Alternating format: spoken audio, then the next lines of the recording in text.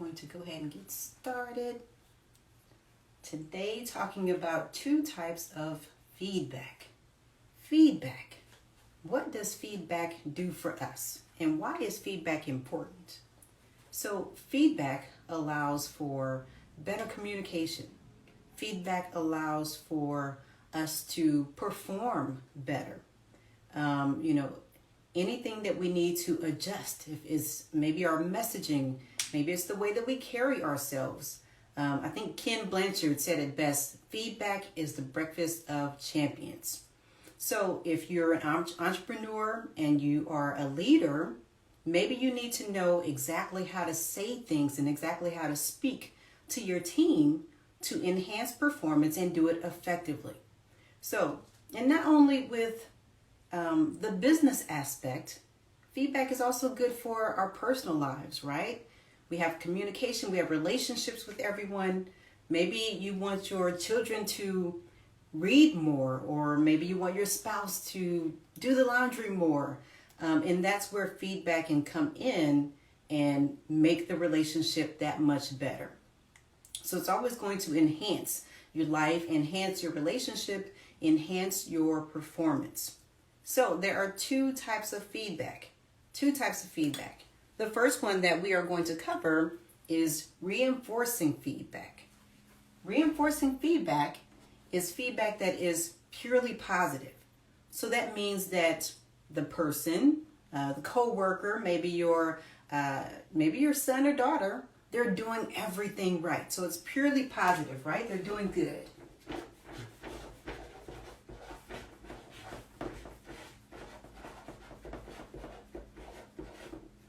And I want to ensure that they keep doing good. I want to make sure that they stay on that path. So I'm going to give them reinforcing feedback. The way that I do that is I point out what they're doing right. Point out what they're doing right.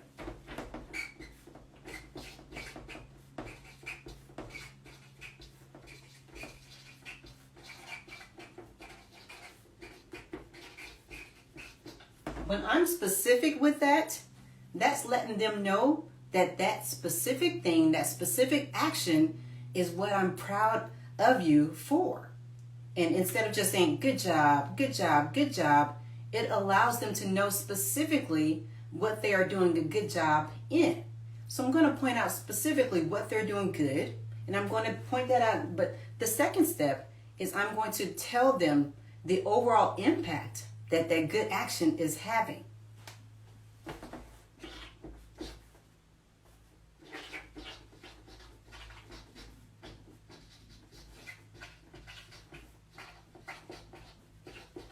So it's not good enough just to say good job. Okay, good job with what? Okay, so for example, let's say that you hired someone new to do your websites, and when they started changing maybe the fonts, maybe the coloring, maybe the messaging in your website, you noticed that sales went up. You noticed that more people were coming to your website. So I pointed out that you're doing a great job with the website, but I'm also going to talk about the overall impact. So because of what you changed on the website, it's bringing in more clientele. We're closing 50% more sales. So it's tying in their positive performance with the overall mission, the overall objective, and exactly specifically what they're helping the team to achieve. And you have to think, when you're giving reinforcing feedback, anytime we are talking to someone, speaking to someone, and we're giving them something positive, it's making them feel good.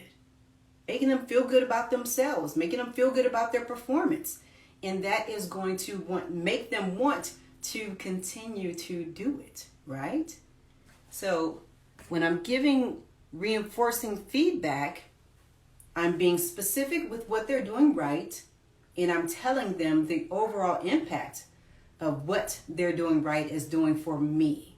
So that is reinforcing feedback. Not only does that work for work purposes, if I'm, an entrepreneur, but think about when you're at home. If I have, a child and I'm trying to get them to study more or to, clean up the kitchen more efficiently, which I have a teenager that I have to tweak and make sure I'm giving some feedback to her. So I can use the same feedback. So, hey, honey, you know what? I love the way that you made sure that you did the dishes and you put them away. And because you did that, so I pointed out that she did the dishes and she put them away.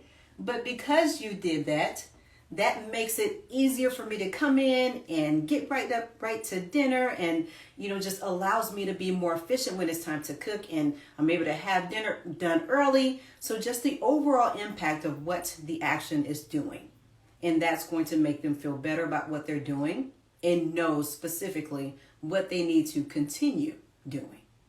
That's reinforcing feedback. So there's another form of feedback, and that's balanced feedback. Balanced feedback.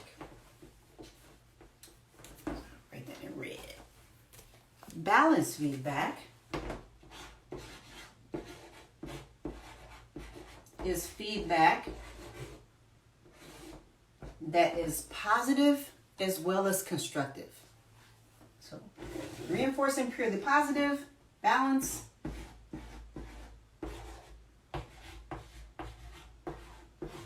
positive and constructive.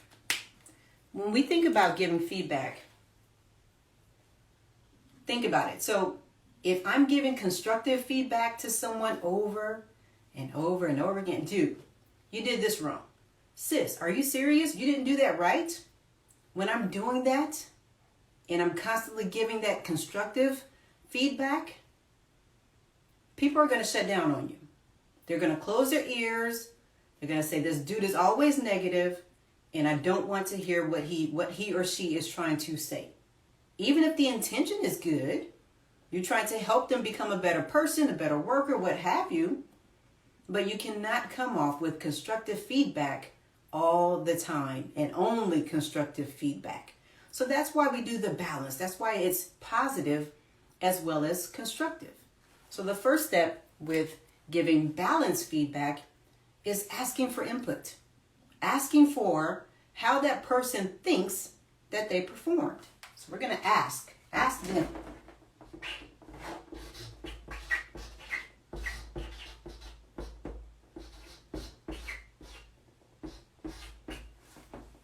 And the reason we do that is because we want to understand why, or maybe the reasoning behind what they were doing.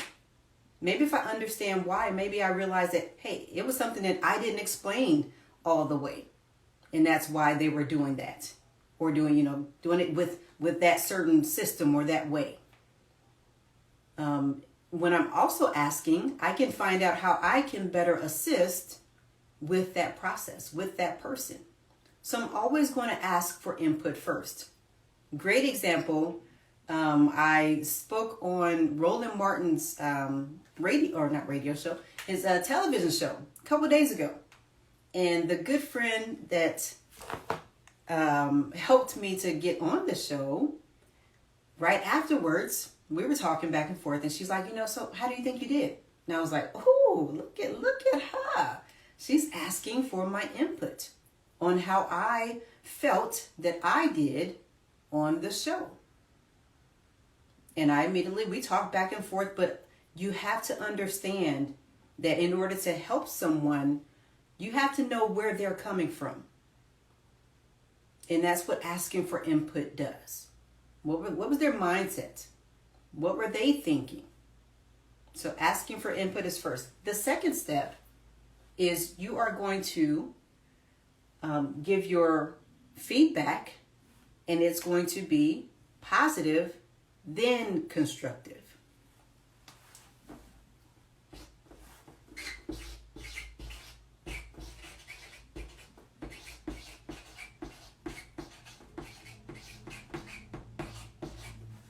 So same example, let's use the website guy.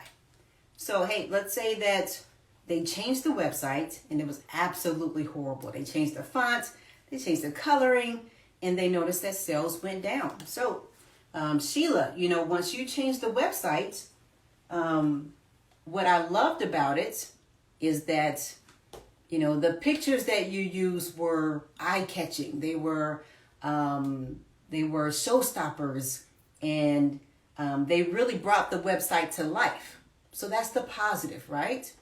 And then you're going to share the constructive. You're not going to say but. You're not going to say however.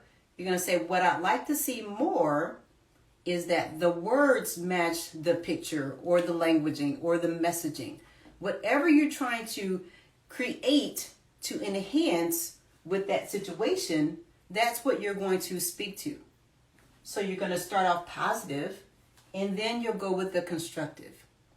That way you're not beating that person down. That way they understand what they're doing right and what they did great at, what they did well with. And then you'll share your constructive. That's by you giving your input after asking for their input. When you're giving your input, it's always good to ensure that you are speaking and showing them specifically what they're doing right. It's not just saying a good job. Yep, good job. What I'd like to see you do more is, no, be specific when you give your input. This was good. This was great. I absolutely love that. That's going to spark that emotion in people. People do what they want because of how they feel. And when you make them feel good, they understand that what you're doing, the feedback that you're giving them, is in their best interest. So give that feedback, give your input positive first, and then constructive. And if you can, leave out the words but and however. Sheila, you did a great job, but. Sheila, I love the pictures, but. The but comes with the negative connotation, right? Or the however comes with the negative what's coming next? Oh, I knew it. So use the languaging, use the wording, what I'd like to see more, or what I'd like to see you do better, or where I think you could improve on, right? So the words that we use have so much power. And when we're giving feedback, if we watch those words, if we choose those words wisely, we can definitely impact the situation that much more. We are an emotional people. If I'm putting a person down, if I'm shutting them down all the time, they're not going to respond to my feedback. They're going to be done with it. I'm good. You do it. You got something to say all the time. You know what? You do it. I'm out. So think about that. And lastly, the last step of giving balanced feedback is asking for ideas.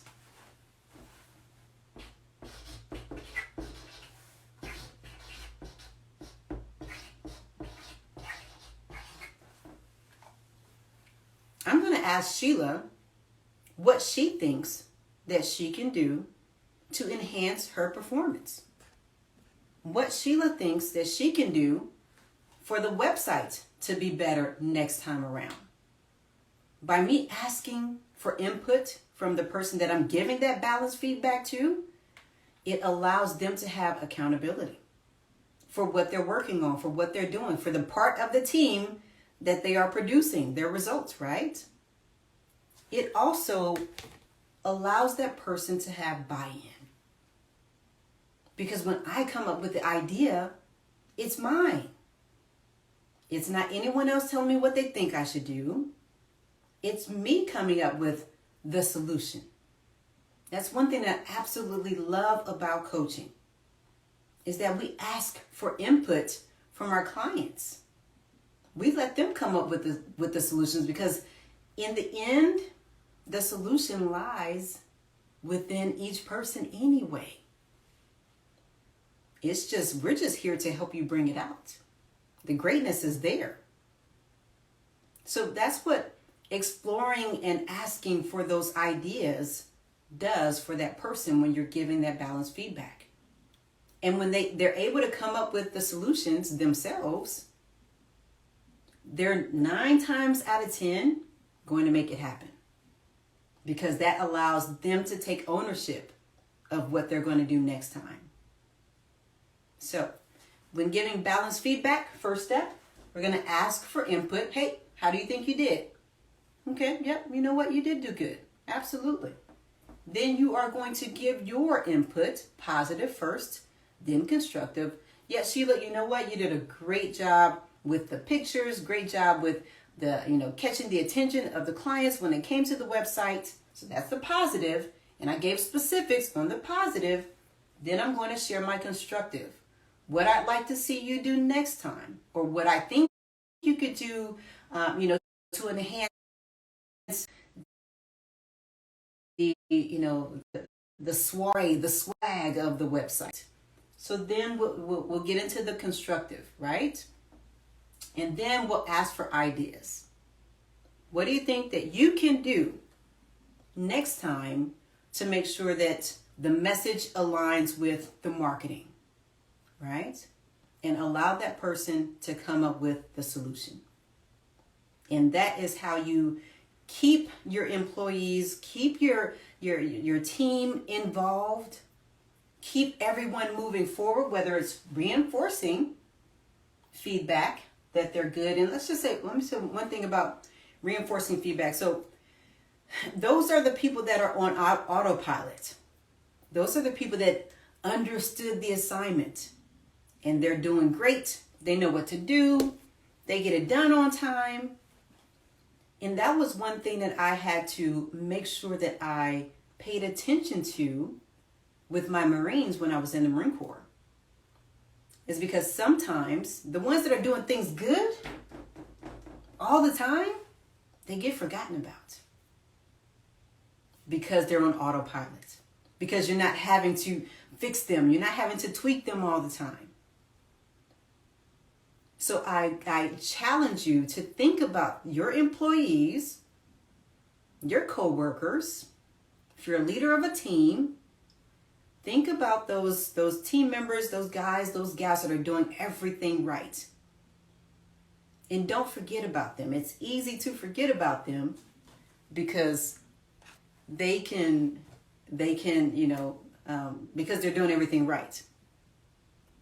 So ensure that you are talking and rallying up and being the cheerleader for those that are doing everything right. And that's funny. Sheila, you see me saying your name. It's funny. She joined the live. So yeah, so Sheila's doing the website, right? So reinforcing feedback. Also with balanced feedback. Balanced feedback, asking for input, giving your input, positive, then constructive, and then exploring ideas for more improvement. So with balanced feedback, you have to make sure that you are sharing your specific expectations.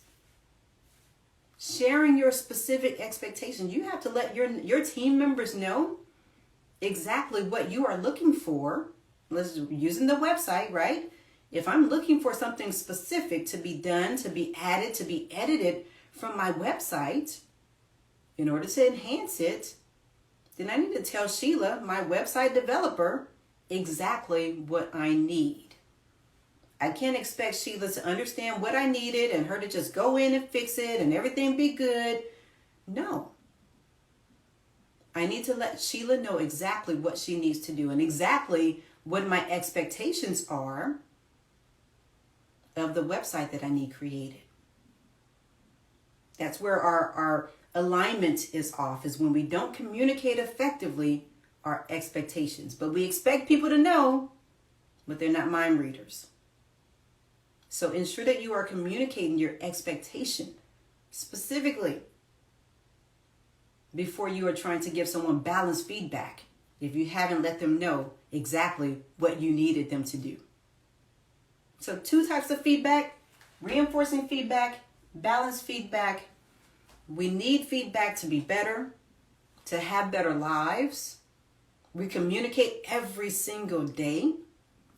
And if you really sit back and think about how we can make things smoother, a lot of it ties into being able to give feedback, being able to encourage people to keep doing great, being able to talk to someone about some of the tough things that they may not be doing great at, and how we can fix it. Giving feedback teaches people how to treat us. So, use the feedback. Use it for your team. Use it at home. I use it at home. My kids, absolutely. I make sure I enhance. I want to, if they're doing great at something, I point it out. I let them know what the overall benefit of it that they're doing, because it makes me proud and I want them to continue. So use it at home. Use it at work. Hope this has been helpful for you. Thank you all for joining.